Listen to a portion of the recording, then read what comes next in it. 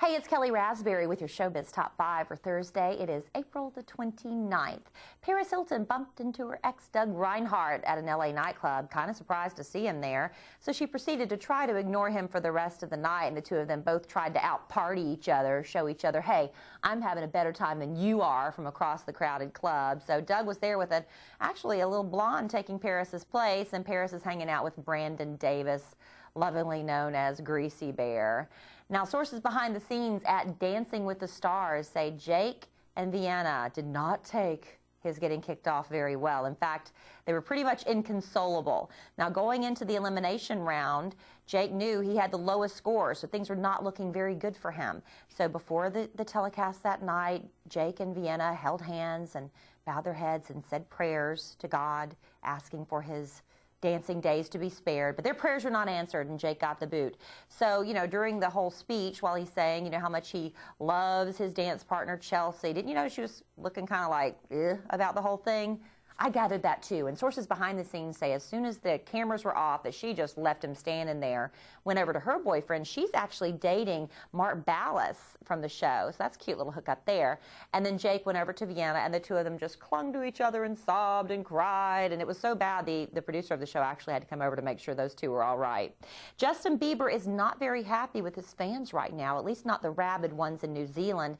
About 500 waiting for him at the airport, wanting to scream at him, and what guy's not going to whisk off some girl screaming at him to marry her and make him his wife. But anyway, he tweeted about it the next day saying, "I'm not happy that someone stole my hat and knocked my mama down.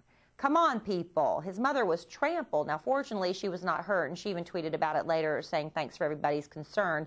And, Justin even got his hat back, so that's a bright side to that story. But everybody needs to chill out a little bit when Justin Bieber's around, especially when it comes to trampling his mother.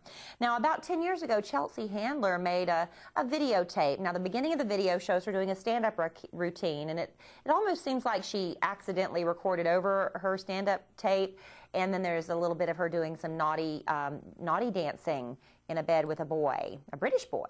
And then after it's over, cut back to her stand-up routine. Now, she said it was all part of this gimmick. She was sending them around to talent agents, trying to get herself booked for comedy gigs around LA. It was just a joke, not a private video that someone apparently got a hold of and then tried to blackmail her, wanting $1 million or else they'd release this tape. And she's like, why would I want to pay $1 million for a tape that I own, that I made strictly, for publicity purposes? So 10 years later, that's coming back to bite her just a little bit in the butt. And then finally, I don't know who to believe anymore in this whole Jenna Jameson, Tito Ortiz mess going on.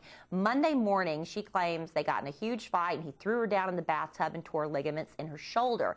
He claims he found OxyContin pills in her pocket, that she's been battling an addiction for over a year, and he's tired of covering up for her, and that's what led to this huge argument. She had the meltdown and somehow fell or whatever. He's saying he did not lay a hand on her, and her story's kind of gone back and forth, saying he did abuse me, no, he didn't touch me, back and forth, kind of weird stuff.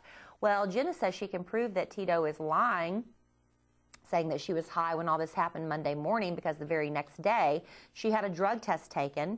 TMZ said they've confirmed that it's true, and that they tested her for 10 major drugs, including cocaine, methamphetamines, and oxycodone, which is the main ingredient in OxyContin, and she was clean for everything. So Jenna was speculating that drug addicts have ways of cleaning out their system for drug tests. I don't know how Jenna would know that information, but anyway, she says maybe there's something more to it than that. I don't know who to believe at this point, but something's going to come out in the end, and we'll all know the truth, hopefully, eventually. And hopefully Jenna can get help for her problem as well. That's your Showbiz Top 5 for Thursday.